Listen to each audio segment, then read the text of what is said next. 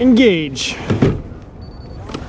My twin brother here. Yeah, the twin brother right there. All right, guys, we're out here again. I'm finally testing this water, this motor in the salt water.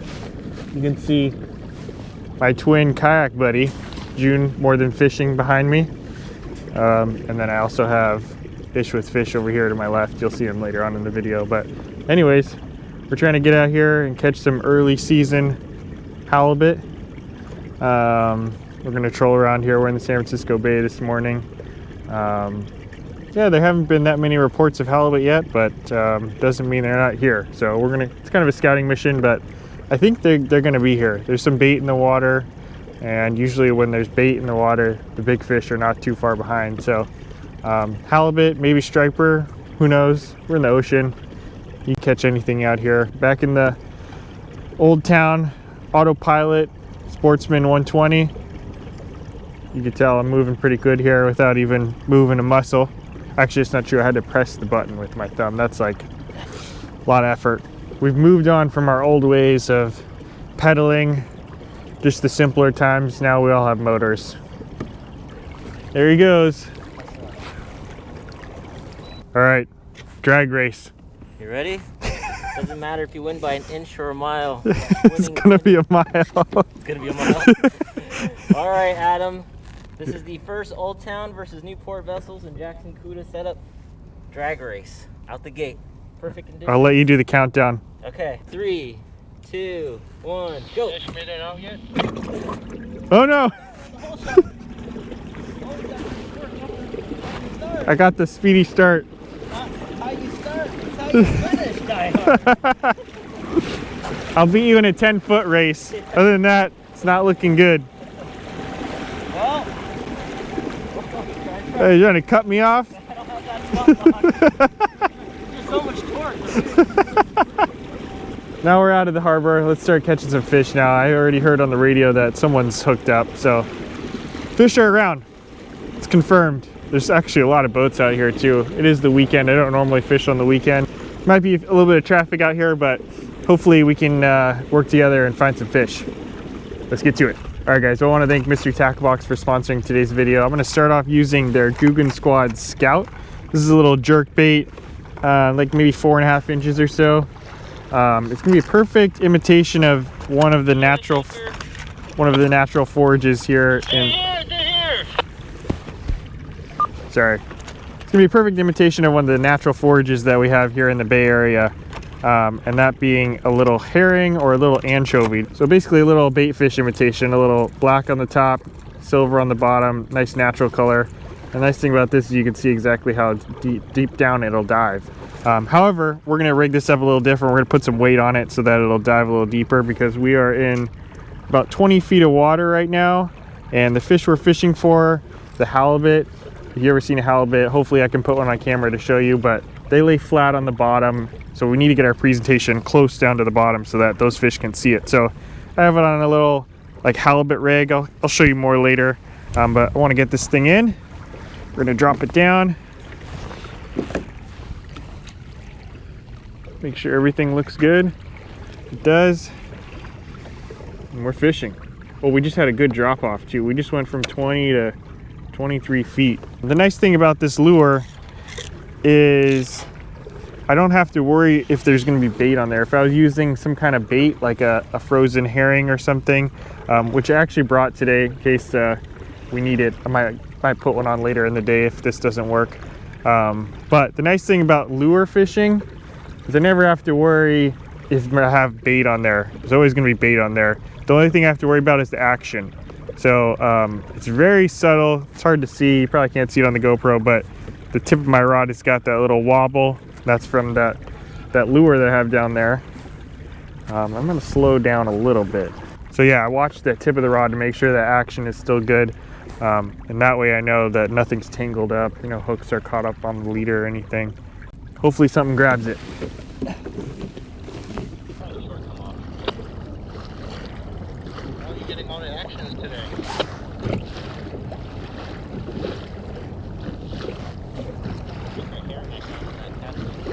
Oh, there we go. There's one. Yep, that's a fish. That's a fish. That's a fish. There we go. Just slow down a bit. This trusty little remote.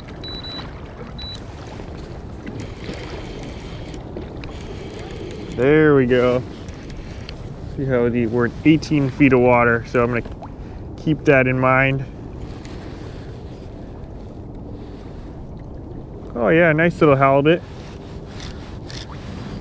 See if we can boat flip him. May come off here, but there we go. Quick release. Perfect. Now I can get my line back in. All right, guys, so there's a little California halibut.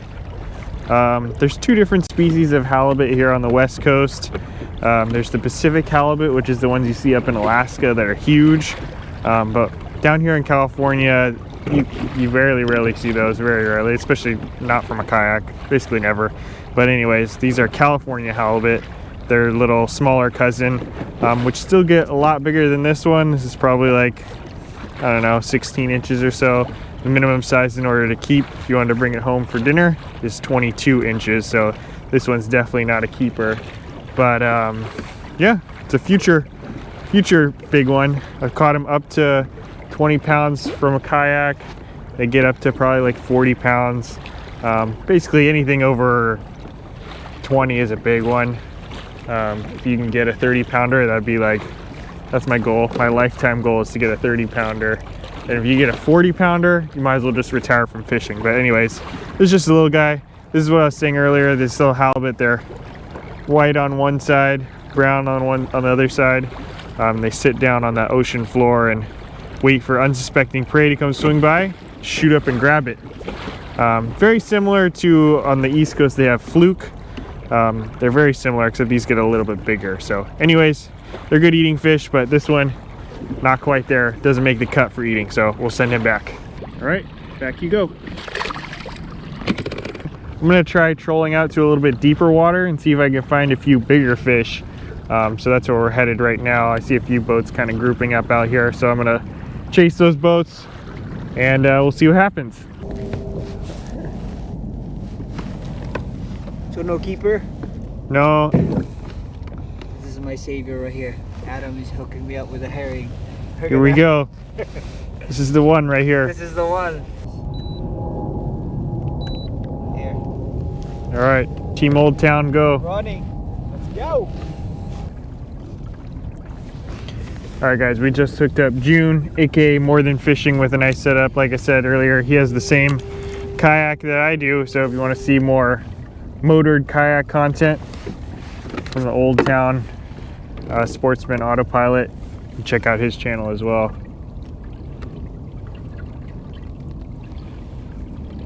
All right, we're only gonna stay out here for another hour, maybe hour and a half. So I gotta make this happen. Gotta get one quick here. Oh, there's a fish. There's a fish. There's a fish. There's one. Oh yeah. Oh yeah. Oh, that feels like a little bit heavier. So like I was saying, I went offshore a little bit. Try and find a different school of fish. Try to find a little bit bigger fish. I think that's what I've hooked here. Let me slow this down a little bit.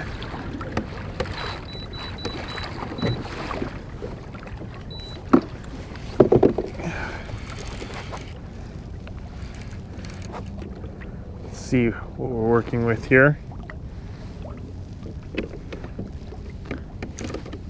Maybe a little bit bigger, still pretty small. Boat flip for the win. Okay. Oh man. Relax, relax, relax. All right, guys. Nice little halibut there. I'm pretty sure, I don't remember 100%, but I think the other one was a left-sided or a right-sided halibut. I think this is a left-sided halibut, meaning that the eyes of the fish for this one are on the left side, whereas the other ones had eyes that were on the right side.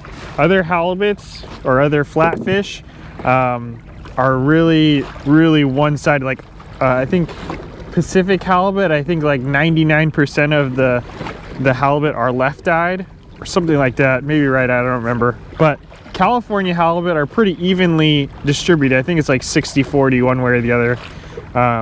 So anyways, that's a nice little halibut. You can tell it's a halibut because it has that arc in the lateral line on the bottom side of the fish. I don't know if you can see that there. That's one of the distinguishing factors. They also have big teeth. Oh, I got another one. Oh, let's release this one. Oh, this looks like a bigger one. Oh, this looks like a bigger one. Oh yeah. Oh, it just came off. Did it just come off? Oh, it came off. Dang it. That looked like a good one. Okay, well, maybe I found a good little area here. All right, guys, well, that's gonna do it for fishing. I don't know, I could never get that one that I lost, unfortunately, but you know, happy to get a couple fish. I got both of my fish on this lure right here, the Guggen Squad Scout. This is the silver flash color, I believe. It actually outperformed bait for me. I tried trolling actual bait, like frozen herring, for the second half of today, and for some reason I didn't get a single bite. Other people caught some.